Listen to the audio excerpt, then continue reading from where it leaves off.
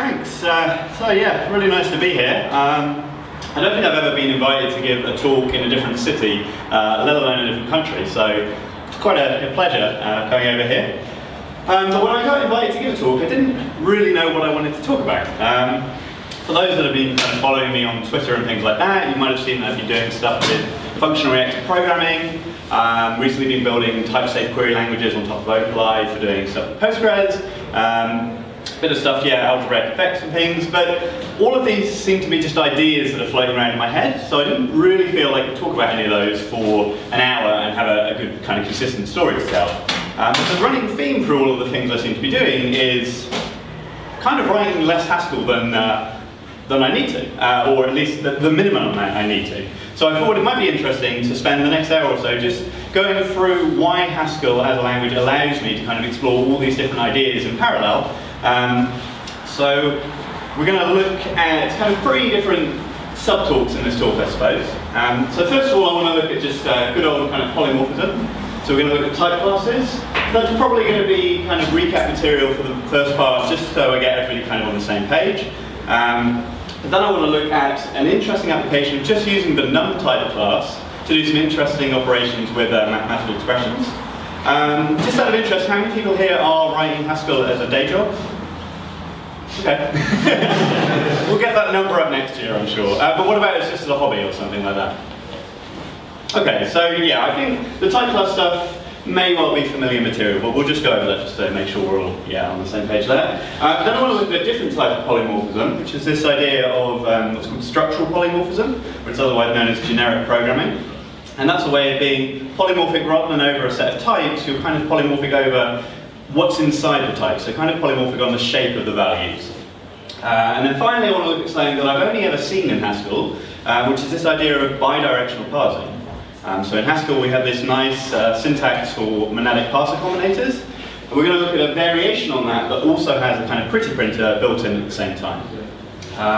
So yeah, three kind of separate talks here. It'd be interesting to keep dynamic. Mike? So yeah, three kind of separate talks going on here, so I'm all for kind of keeping it dynamic, so feel free to stop me at any point if I need to clarify something or you have a question about anything I'm going over. But first, why should we even care about what I'm talking about? So I think generics programming and striving to writing less code than we might possibly have to is beneficial for a lot of reasons. The first reason, of course, is this immediate sense of productivity by needing to write less code. Of course, the time where I'm actually, bashing out code on the keyboard is going into writing interesting features rather than just teaching the compiler how to do something that it might already be able to figure out. And that's true, but I think we also get some productivity wins in a different way. So a big one to me is program correctness.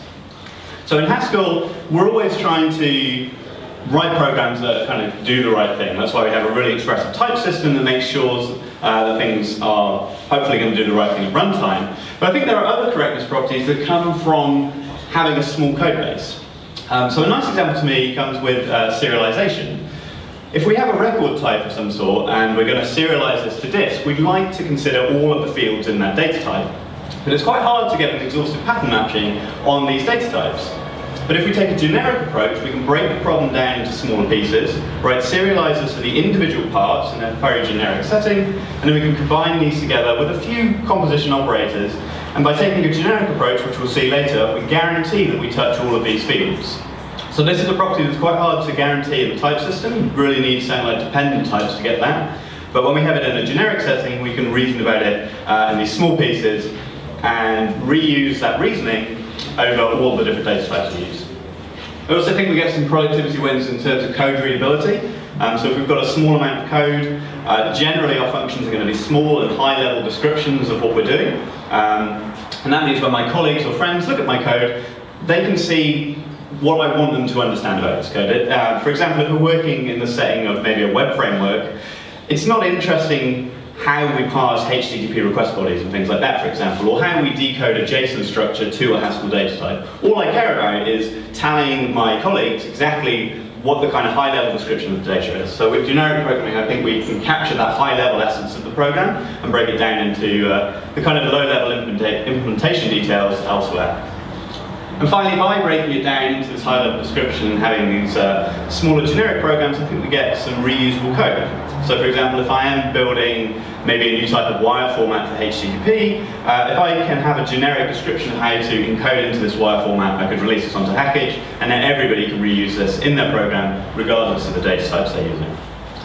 So that's not an exhaustive list by any means of the benefits, I think, of writing less code, but those are some of the bigger ones that stand out to me.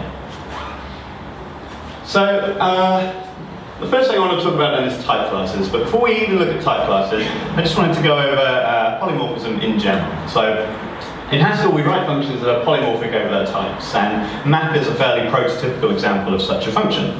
So map takes a function from some type A to some type B, it has a list of values of type A, and it delivers you back a list of values of type B. And it's interesting that map can't really do much because of this really general type signature. For example, map, when it gets given this list of values of type A, it can pattern match on that and witness that it's an empty list or a non-empty list. But the only thing it can really do to those elements is apply this function. And it can only apply that function once, because we have no guarantee that we could iteratively apply that function because the types wouldn't match up.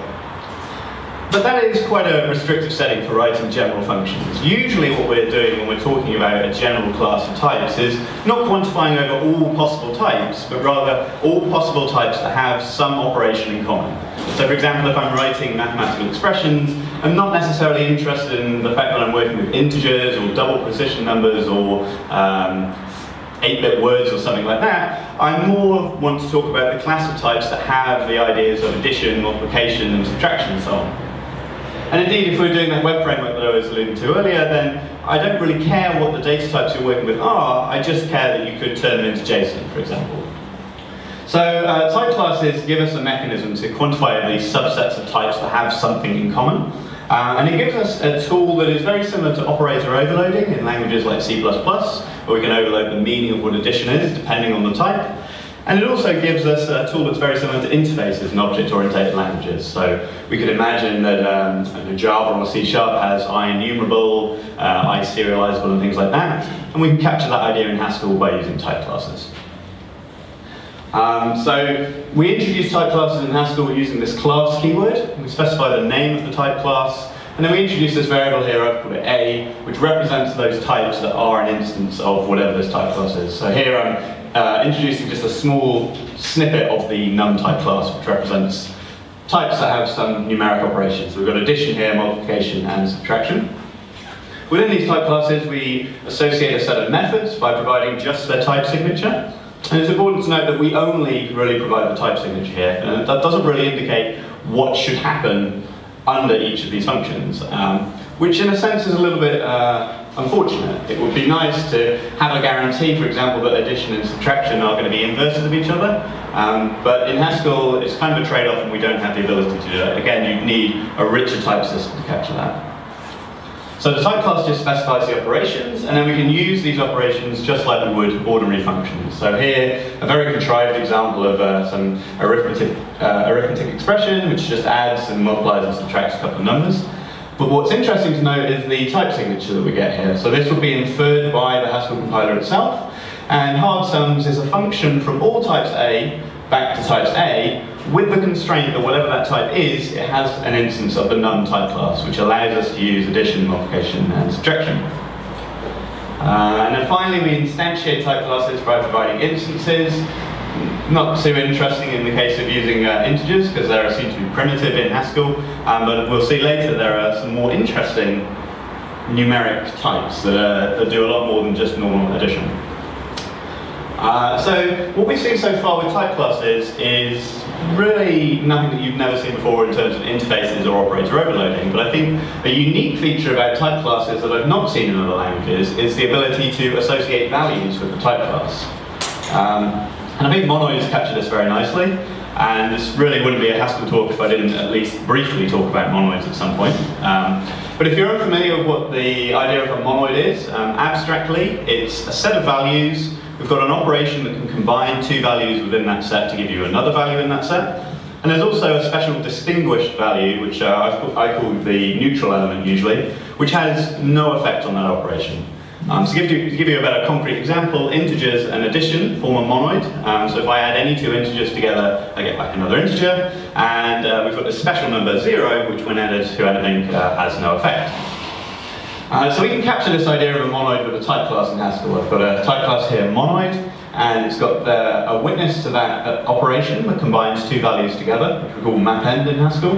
But I can also associate that special neutral element. And the reason I find this is interesting is if we look at this small function underneath called summarize, you might also see this known as just fold in some of the Haskell-based libraries. Summarize takes a list of values of type A and gives you back just a single value of type A. When we give it a non-empty list, the operation of summarize is to basically use that monoid operation to collapse all the values down into that list, down into a single value.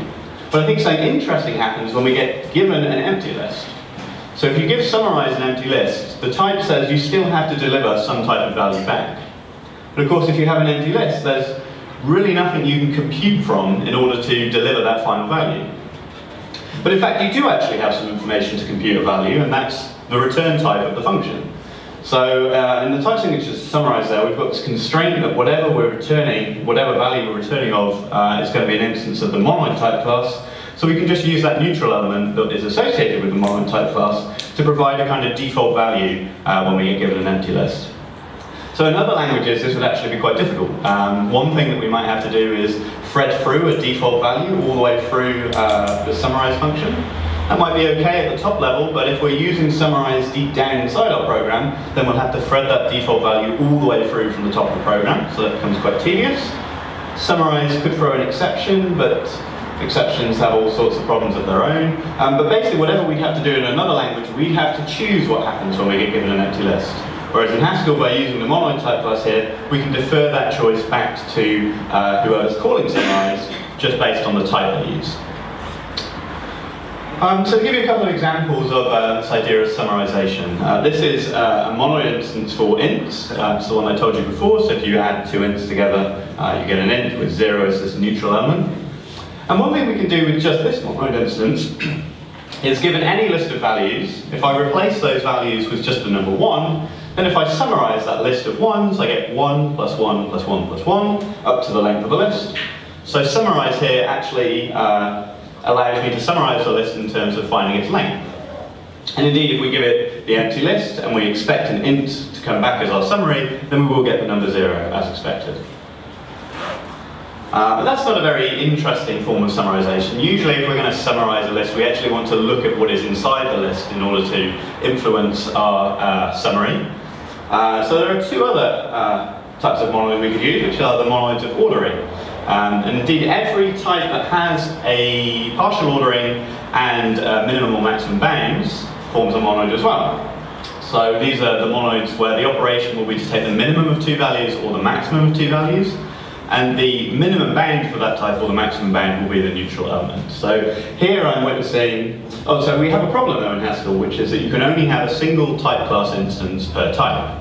But we've seen that if the type has ordering and bounds, there are two possible instances. So the only thing we can do to work around this, unfortunately, in Haskell is to use these new type wrappers. So I introduced two new types here, literally with the new type keyword, and we've got min and max, and they just wrap up values of type A, but they allow me to provide these different monoid instances for those types. So I've just shown you the monoid instance for min here, so if we mapend or combine two of these min values, we just use the min function, and the neutral element to the min monoid is the maximum bound. So we could summarize over any list now, assuming that the types have an ordering, we could find the minimum or the maximum. But what if I want to find both the minimum and the maximum at the same time? One thing I could do is summarize the list to find its minimum, summarize the list to find its maximum, and I would have the outcome I wanted, but the downside is I've now paid twice the cost. I've had to traverse this list multiple times. So in an imperative language, everybody would be laughing at this point because that's a trivial problem. You just introduce two temporary variables, you do a for loop over the list, and you mutate the two variables at the same time to find the minimum or the maximum, and you're done. And we can indeed do the same thing in Haskell, but we have a slightly different way of doing it. So in general, we have a really nice property with monoids, which is that any two monoids compose to make another monoid. And one way that they compose is by taking the product or the pairing of two monoids. So we form products or pairs in Haskell by just using the tuple constructor. So any tuple of two types, assuming that those types themselves are monoid instances, forms another monoid. And the structure is to basically just consider the values on the left and use their monoid operation, and to consider the values on the right and use their monoid operation. And the neutral element is just the pairing of the two neutral elements.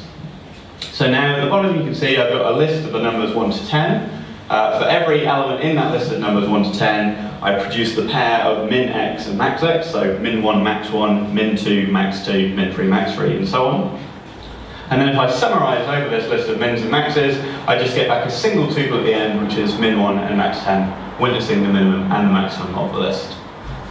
So I think summarize is really quite a powerful function, because depending on the choice of monoid you use, you get all sorts of different types of summaries. And there's indeed some even more interesting choices of monoid you could use to get even more general operations. So when we use type classes, the type class requirements are added to what's called the context of the function. So we saw that with the hard sums example, where it was just adding to the context that whatever type we used had to be an instance of the num type class. We provide instances which teach the compiler about possible implementations. And this solving and resolution, when we actually run the code, is almost a form of constraint solving, or it could also be seen as a form of automatic proof search. That later point is a bit more relevant if you're starting to do some really kind of complicated type hackery in Haskell, where the types themselves almost represent single values, so singleton types. And we can provide instances that depend on other instances, and I think this gives us a process that's very similar to mathematical induction. So if I come back to this idea of pairing up two monoids together, when we look at the context here, where we've got instance monoid A and monoid B, these two constraints almost act like induction hypotheses. And then the monoid of the pairing of A and B is almost our induction step. And then the basic monoid instances we have, such as monoid min, monoid max, and monoid int, form the base cases of induction. So that's not a really essential thing to understand when it comes to type classes, but it gives me as a programmer a way to reason about how these type classes are going to combine.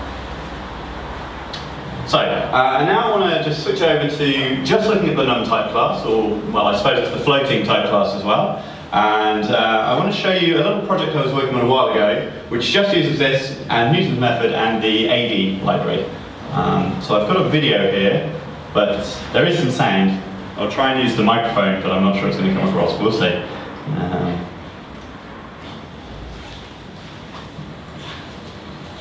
Nope. Well, there we go.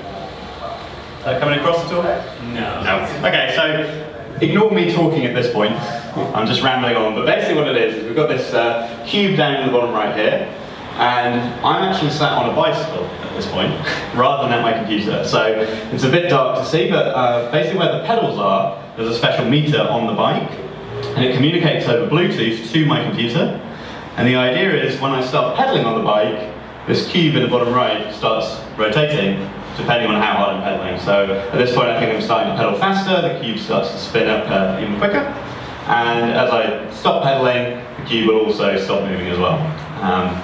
So the idea behind this is I wanted to make a kind of video game where I could control a little virtual bike rider or something with my bike and do my indoor training. But unfortunately this is about the extent of my artistic ability, is to just produce cubes. So I didn't get much further than that, but hopefully one day we'll have a bit more of a video game there.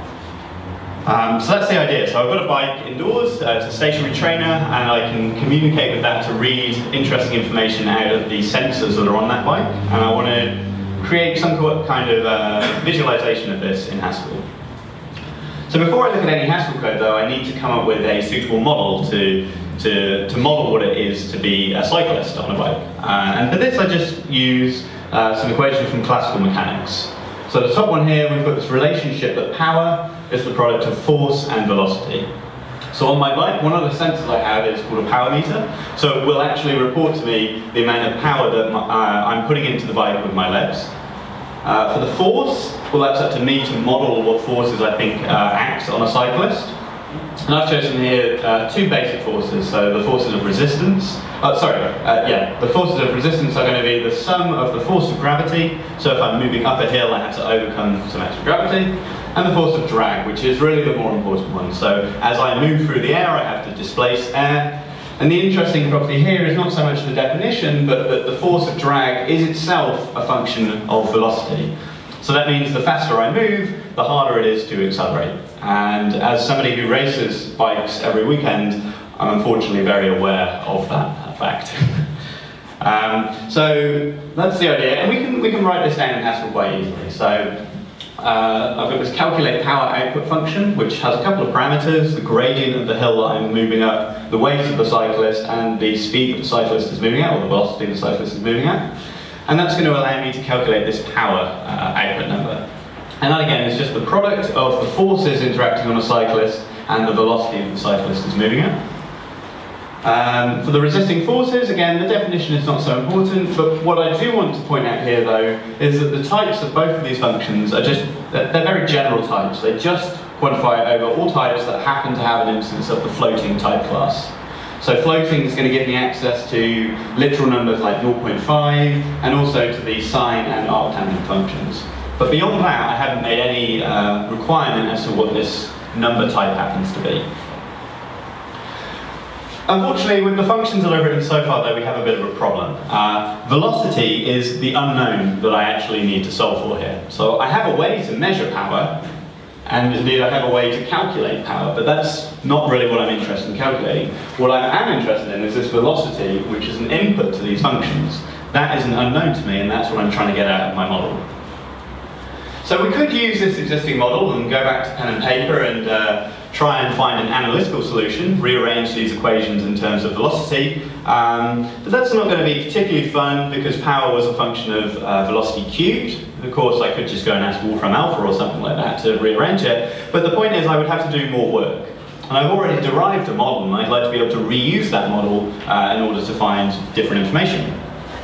So a different approach is, rather than taking an analytical approach, I could use numerical methods to try and find a solution to velocity, or an approximation to velocity that satisfies my model.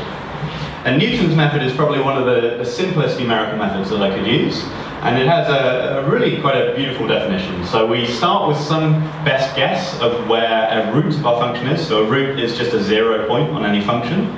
So we start with a guess of where that 0 point is, and then we can iteratively move to better and better approximations by Newton's method. And there are a couple of caveats on when you can apply this, but they're not too important for right now. So I can come up with one of these suitable functions f that I want to find the roots of, and that is to calculate the power output and then to subtract the power that I'm actually measuring from the bike. So the idea is, as I find better and better approximations to velocity, my model will calculate power which is equal to the power that I'm actually producing on the bike. But there's another problem here now, which is that to use Newton's method, I actually need to find the derivative of this function. So again, it seems like I'm going to have to do more work, and that is indeed what I'm trying to avoid doing. Fortunately, derivatives and differentiation is a very systematic process, and we can encode some basic properties of calculating the derivatives of functions as a Haskell library. So AD is a library that does what's called automatic differentiation, and it's on Hackett, so you can use it. But the interesting thing is that AD is able to basically calculate the derivative of almost any real valued function. So diff prime here is a function that comes from the AD library, and you give diff prime a function that you need to find the derivative of, and a value to evaluate that function at a particular point in its domain. So here I've got the function x squared, and I'm evaluating that at the point x equals 4, and diff prime first gives me back the answer to x squared at x equals 4, which is 16. But what it also gives me back is the value of the first derivative of the function x squared at the point x equals 4. So the derivative of x squared is 2x, and at x equals 4, that is indeed 8. So automatic differentiation isn't doing symbolic differentiation, but what it is actually doing is it kind of runs this function and gives you two outputs at the same time. One is the value of the function at that point, and the other is the value of the first order derivative of the function at that point. So now that I've got the ability to evaluate the function at a point and evaluate its derivative at a point, I can go back and encode Newton's method in Haskell. And this to me is an example of some extremely beautiful Haskell code. So on the top we've got the mathematical definition of Newton's method, and on the bottom we've got something that is very similar to me to this mathematical definition. So the idea is we iterate with this function Go. Go is going to take our current best approximation, and then we evaluate that function as indicated by Newton's method at that best approximation xn, which will give us the value of the function there along with its first order derivative, and we can use that to compute a better approximation. So iterate is going to repeatedly apply this process, and it will give us back a list of increasingly better approximations. And it's also going to be a lazy list as well. So if I only need to find, for example, the fourth best approximation, then I just need to drop 3 values off that list, and then the next value will be my fourth approximation, and it'll do no more work than that, which again I find quite an interesting property. So I can put all of this together now and use my existing model to derive the velocity given a known power output. So slightly messy function here, but the interesting thing is this find zero bit, which is where I'm using Newton's method. So I need to find the 0 point of a function here, which will take velocity as input. I feed this back into my model with my known power p that I'm recording from the bike at any point in time, and here I'm just taking the 6th best approximation, and then I get a velocity output. So to give you an example of using this, here the parameters are the velocity of the power of a cyclist moving at a 5% gradient, who weighs 61 kilograms and is producing 200 watts of power. And according to this, that comes out at about 20 kilometers an hour. Slightly optimistic. I don't tend to climb hills at 20 kilometers an hour, but it's not far off. So I'm able to kind of view this data against my actual real-world cycling, and for the best part, it's quite an accurate model, and it would at least provide an interesting simulation. So what's actually happening here then? So we're going to be using a data type which is called forward double in the AD library. And forward double is defined as basically the pairing of 2 double precision numbers. But what's interesting is when we look at the num instance for forward double. So when we add 2 of these forward double numbers together, on the left-hand side of the tuple we just add the values together, and on the right-hand side of the tuple we have the derivative of the function at that point. And we know from the laws of derivatives that to find the derivative of the sum of 2 functions, we find the sum of the derivatives. So indeed that's captured very nicely there. However, for multiplication of 2 functions, things are a little bit more interesting. On the left-hand side of the tuple we just find the product of the 2 numbers a and b. That's the evaluation of the function of the 2 different functions at the same point. But on the right-hand side, we actually have the product rule for derivatives. So if you remember this from high school, you have the u dv dx plus v du dx thing. And we can see this captured again on the right-hand side of the tuple. So the point is, as we evaluate these numbers using the forward double type, not only do we evaluate the function at this particular point, we also evaluate the derivative. And we do that just by using the normal laws of derivative that we know about. And the reason this works in my particular case is calculate power output is entirely polymorphic over the types that it accepts. So I'm able to choose. So I should also say forward double is also an instance of floating. So I'm able to choose, instead of using double or an int, for example, I can choose the type forward double, which allows me to calculate the power output, but also to calculate the first order derivative of that function at the same time. So that's the one example of type classes I want to give you, and of course type classes can do an awful lot more than that, certainly more than I can cover in probably a whole lecture series, to be honest. But to give you a couple of terms that you might want to do some searching on, finely tactless encodings is a type of a formulation of writing domain-specific languages by Oleg. And the interesting thing there is the type classes are basically capturing the syntax of the language, and then by providing different instances of those type class instances, we get different ways to evaluate that language. So one could be a normal evaluator, another one could be a pretty printer, for example, another one might be an optimizing evaluator. A couple of extensions that Gtc provides us with are the multi-param type classes and functional dependencies extensions. And when we open up type classes in this way, type classes actually start to look more like functions at the type level. So you can do some interesting type level programming there. We can also associate, so we've seen that we can associate functions and values with a type class. With the type families extension, we can also associate a type with a type class. And that can be interesting if we're doing things like object relational mapping. So we might have a type class that represents a record in a database, for example, and we could associate the type primary keys with that type class. And a couple more extensions that change the instance resolution process to kind of do some more interesting inference of our programs is overlapping instances and undecidable instances, which sound a little bit scary, but essentially they just change how the termination checking happens. So if you're interested in more kind of type level programming, those extensions are well worth spending a bit of time and learning about. So that's everything I wanted to talk about in terms of type classes. Next I wanted to switch over to Ghc Generics, which is this idea of structural polymorphism. So way back in November 2011, Ghc 7.2 came out, and we got a new extension which is called Derive Generic. And this gives us the ability to derive generic representations for data types. So the idea in generic programming is that we can witness any data type in terms of a set of simpler types, essentially.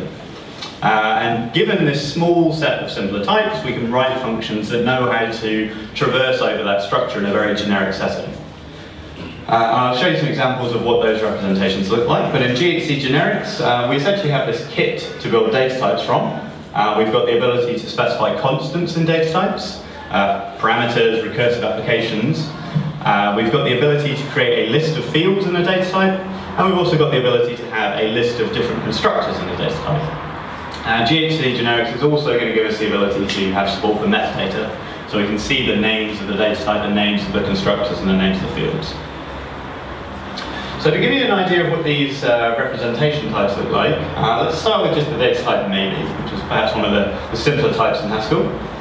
So if I were to describe the maybe data type to you, I would say maybe is a data type that's parameterized by some type A, and there are two possible ways to construct it. There's either nothing, which has no information associated with it at all, or it is just a value of that type A.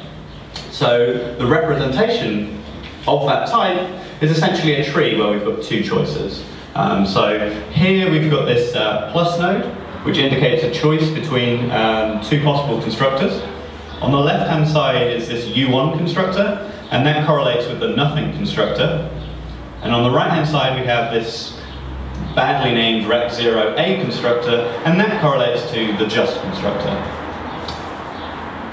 Another example of a representation type is for a record type, for example. So here I've got a data type which represents talks given at a meetup, which is very meta. And you can see we've got three possible fields in these talks. We've got the title of the talk, the author, and the abstract, and they're all strings. The representation of this type is indeed a tree, or it's kind of a little bit more like a list here. You can see that these nodes form a spine of the list. So this colon star colon operator creates a list of fields, and our final fields are the three rec0 string fields which correspond to talk title, author, and abstract. The Ghc Generics actually gives us the ability to do this. I've had to omit quite a bit of the details here because you do get a lot of metadata. But here we've got the name of the data type, which is called talk. We've got the name of the constructor, which again is called talk. And then for each of these fields, we've got these S1 nodes, which essentially just capture the name of the field. So there's talk title, talk abstract, and talk author down there. So now I want to show you how you use these generic representations to generically write code. So the kind of almost standard example of working with generic functions is to write JSON encoders. Or to write serializers, not just JSON, but any type of serializer tends to lend itself quite nicely to generic functions. So I want to write a function that can generically turn any record data type, that is a data type that has one constructor and named fields, and I want to turn any of these values into JSON objects. So every key value pair in the object is going to correspond to a field in the record, and I'm going to assume that every value inside this record data type can already be turned into JSON. So I'm assuming the presence of canonical JSON encodings for all the field types. And my kind of plan here is to walk through this tree. So every time I get to the bottom of this tree, I'm at one of the fields inside the record data type. So then, so at this point, for example, I can construct a singleton JSON object, which corresponds to just one field in that record. And then every time I get to these pairing nodes, they basically combine those two JSON objects together. And by the time I get to the top of the tree, I've now constructed a JSON object that has all of the fields inside the data type. So it's kind of like a bottom-up traversal of this representation tree. So normally when we're traversing trees and stuff in Haskell, we'd normally write a function and pattern match on different types of nodes, for example. But unfortunately, with these generic representations, the type actually changes as you move through this tree, which means in order to do pattern matching, we had to do it in a slightly different way, which is to use type classes. So the way I like to think about this is you have a type class that I don't know, captures or characterizes the nature of the traversal you're doing. So the traversal here will take any part of these representation subtrees and extract out a list of key value pairs, which are the fields of that particular part of the subtree. And then you provide instances of this type class, which are essentially pattern matching on different parts of the tree. So as I said, the kind of base case of this traversal will be to start at the bottom of the tree, where we have an individual field. So this instance here, which has quite a large complicated type, is essentially pattern matching on fields inside our record data type. So by using this meta cell and just field name, I assure that I do actually have a name for the field. And I'm also here in the context of this type class instance requiring that whatever those field types are, I have to be able to turn those into JSON themselves. And for the body of the traversal itself, that is the implementation of the records field function, I basically just unpack this part of the tree, which gives me access to the metadata, but also the value of whatever that field happens to be. So I don't know what field I'm actually looking at, but for this actual traversal, it doesn't matter what I'm looking at. So given that, I then just pair up the name of the selector and question. Yep. Is it the case that the function that implementation actually providing here is straightforward from the types and A will be generated? That function there? I mean, there are multiple possible choices of what you could do. I mean, here I'm pairing up a single instance of the field and its JSON coding. Like, I could pair up two of them if I wanted, because unfortunately the type of record fields itself is not really saying what that list has to be. It might be better if I were to, with a kind of bit of type hackery, you might be able to, but the type's going to get quite scary then. Because you'll essentially have to say, like, this list has to be the same size of whatever that F representation is. But this is going to give us an instance for all fields, though. So it's not that we're going to have to write this for every single field, we just write it once, and it captures all fields. So the next thing we need to do then is to move up with this traversal, which is to consider lists of fields. So lists are formed with this pairing constructor. I'm essentially treating this like I'm working with a list. So I assume that I can traverse or a tree I suppose. I assume that I can traverse the left-hand side of this tree to find the fields of the record, and also that I can traverse the right-hand side of the tree to find the fields of the record. Assuming that both of those cases hold, then the instance of this traversal is to simply traverse down the left, traverse down the right, which gives me two lists of key value pairs, and then I just combine those two lists together by using the normal list append operator. And again, I think this has that shape of the induction principle that I said before. I'm kind of using the left and right subtrees as my induction hypotheses, assuming that they're instances of record fields, and then I'm able to perform an induction step, on this colon*colon node, which allows me to begin to traverse more and more of the shape of this representation tree. And finally, we can put all of this together now. That's essentially enough type class instances. There are a couple more, but I didn't want to put them on the slides because they're just noise, essentially. But we can kick this all off with a single function called record.object. This is a function that works for any types A and will be able to deliver a JSON value with the constraint that whatever that type is, it is an instance of the generic type class, which is done by using that derived generic extension, and also that whatever the shape of that data type is something that we can use our record field traversal on. And that's essentially saying that whatever the shape of this data type A is, it has to be a record, which means it only has one constructor, and all of the fields in that constructor have a selector name. In terms of the implementation of this function, I just immediately turn this data type A value into its representation, traverse that to find all of the record fields, which gives me a list of strings and JSON values, and then I just hand that over to ASIN to construct a final JSON object out of that. And to give you an example of that, there's record to object applied to this very talk, and indeed it would give me back this JSON object here, which has the three properties that I need to look at. But what's interesting there is record to object and all of this record field traversal stuff has no knowledge of this talk data type whatsoever. So I could now apply this to any other record data type and it would do exactly what I'd expect. So I just wanted to give you an idea of what's going on kind of behind the scenes when Ghc does build the code to actually turn my talk data type, for example, into a JSON object. So the representation of a talk, if we go back to that, begins essentially with one of these colon star colon nodes. So our traversal has to begin at this point. So we do have an instance of our record fields type class for this node, but it has the assumption that both the left and the right subtrees are also instances of the record fields type class. But at this point we don't actually know what those types are, so the type checker is going to have to do a little bit more digging to work out what those are. So it sees that on the left-hand side we have a talk author field selector, and that's great. We have an instance of the record fields type class for that. But on the right-hand side we have another one of these combining nodes. So again, the process repeats, and we consider the left and the right subtree, and we indeed witness that both of those are these cell 1 nodes, which represents individual fields. And then that recursion can begin from the bottom up, and we'll eventually get that full JSON object that we saw. So for each of those nodes, we have those singleton lists pairing up the name of the field and its JSON encoding, and then every time we get to one of those combining nodes, we'll just combine those two lists together with concatenation.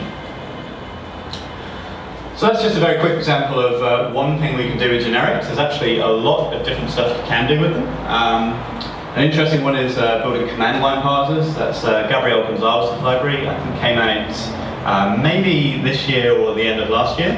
And the idea there is you can just have a single data type which represents the options or describes the options to your program. And then you can use that to actually derive a command line parser. So you can use -- num equals 10 or whatever to provide the option to your actual program. And you don't have to worry about actually writing that parser. That library will take care of that, so that's quite nice. There's a couple of utility libraries there for deriving monoid and semi-group instances or quick check instances. Of course, ASIN also has support for generics, so what I showed you with JSON encoding is actually done in a far more comprehensive manner. We can have pretty printers, so this is a little bit like the show type class, which gives you a human readable representation of any data type as a string. This is a pretty printed version, so it'll nicely indent and things like that. An interesting one as well that came out, I think, last year is this Discrimination Library, which gives us the ability to do ON sorting on fairly arbitrary data types, which sounds impossible at first because we're used to this idea that sorting is ON log n at best case. But that's only true if the only thing you know about data types is that they have a partial ordering. If you know that they have more than a partial ordering, then we can exploit this information to get ON sorting, and that's the idea behind radix sort.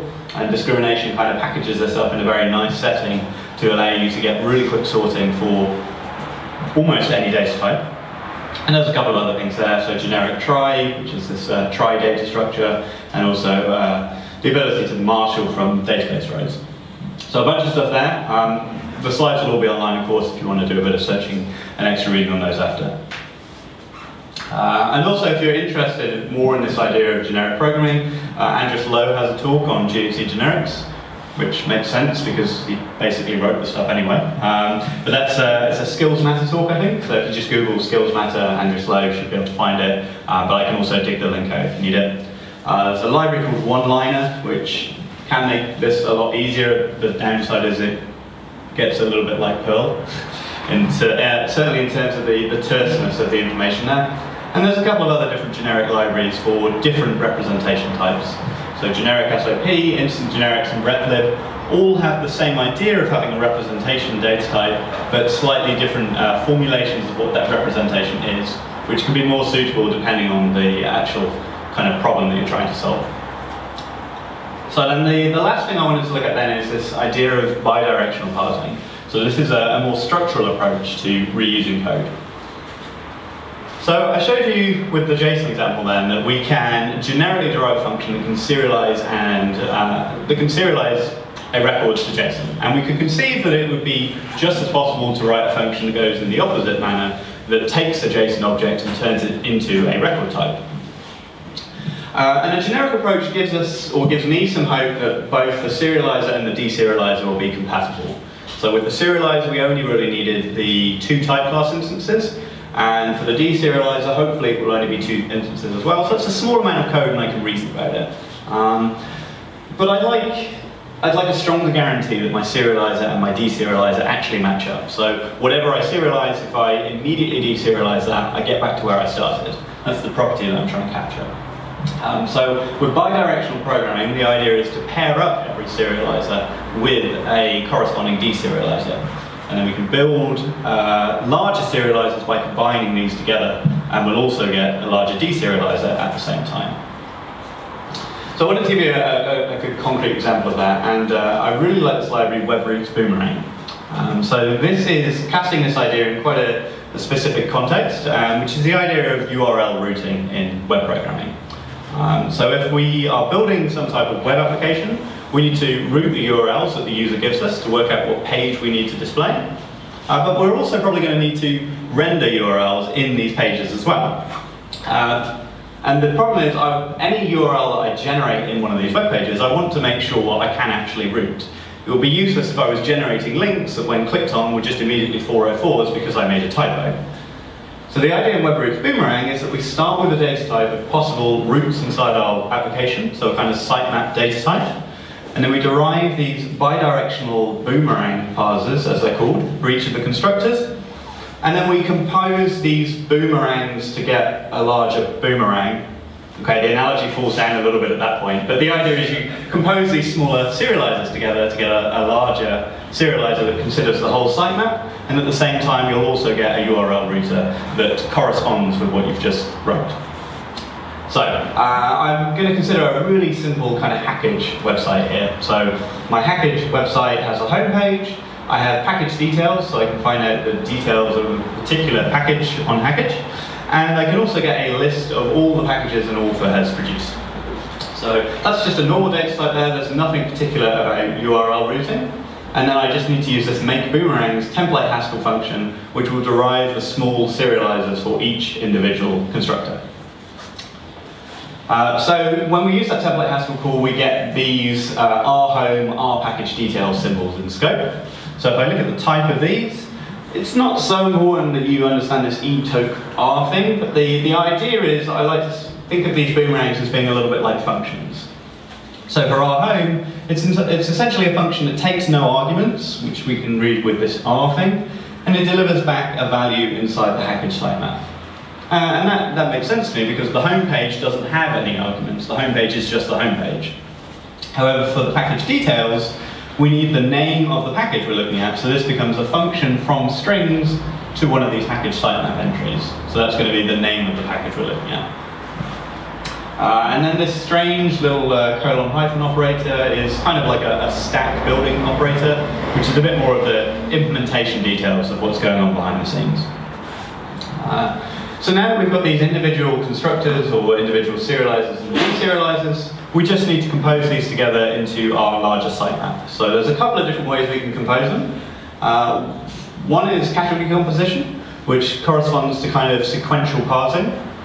We've also got this / operator, which is a bit more like a kind of function application operator. And we've also got a monoid instance for these boomerangs. So you can see here I'm using the monoid operator, and that corresponds to a choice between different URL routes. We can also use literal strings here, which correspond to literal parsing when we're doing URL parsing, but also adding that string as it is when we're rendering this out as a link.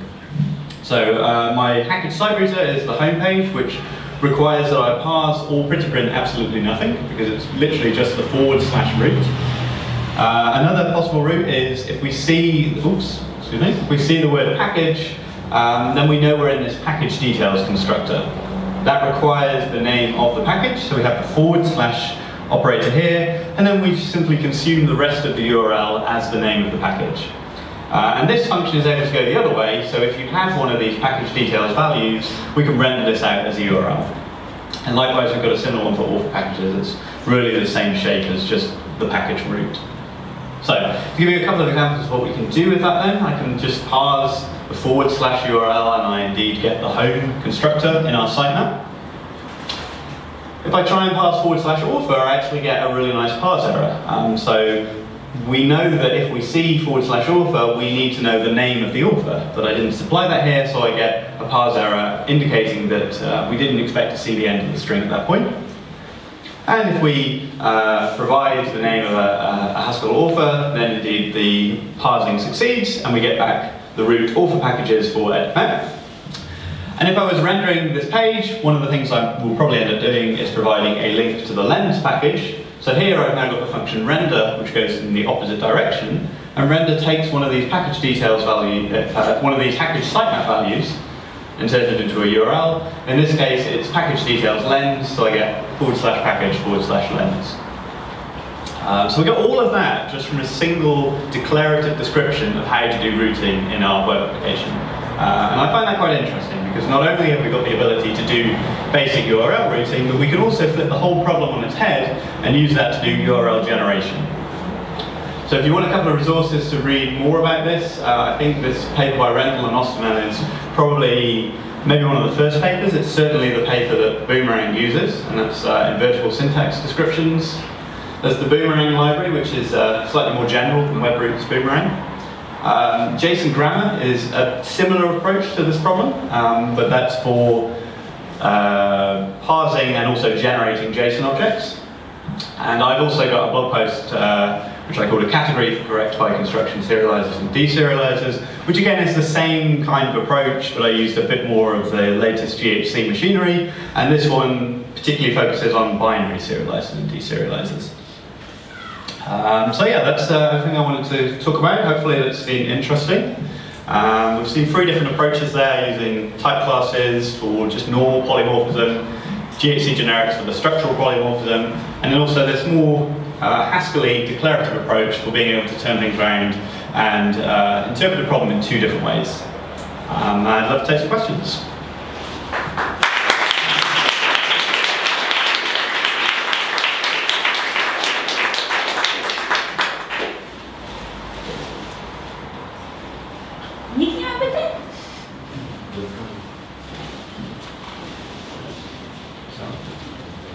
Okay, I will do it. Okay, yeah. Do you know if there are any plans in Ghc for optimization of generics, so they have no runtime performance? Yeah, so it is worth noting that they do have a runtime performance, as you said, at the moment. So when we have these representation types, you are actually constructing more in memory. I'm not entirely sure if it would be possible to get rid of that, because I mean you need some data to inspect as you do these kind of traversals through the tree. So it does feel like you do need to have something that you can hold up at. I don't know if there are plans. I was speaking with Eisenberg and it is definitely possible. Okay. But it takes some time. I'm just curious if you know anything. Yeah. I mean, the immediate kind of optimization to me feels like you know new type wrappers and things where they could have no representation. But if you have a choice of 2 constructors, you can't represent that with a new type. Unless it is done at the compile time. Right, sure. But yeah, I don't know any plans, but it would be nice if we had a story there for sure. Awesome. So in this bi-directional parsing library, is there an option to have a better than linear matching of the URLs, or does it go one by one? And doesn't have to go one by one? Yeah. I can't see why it would have to be linear. It might, I mean, it'll certainly be harder to build like a routing tree or something like that. But essentially, when you're building this up with the monoid operations and stuff to introduce choice, you can then, there's no need to build up like a list or anything like that. You could, in terms of those monoid operations, start to build up a tree in some smart fashion. And that might actually be what WebRoot's Boomerang is doing. I'm not entirely sure. But I think it should be possible to get some pretty good root performance there, yeah.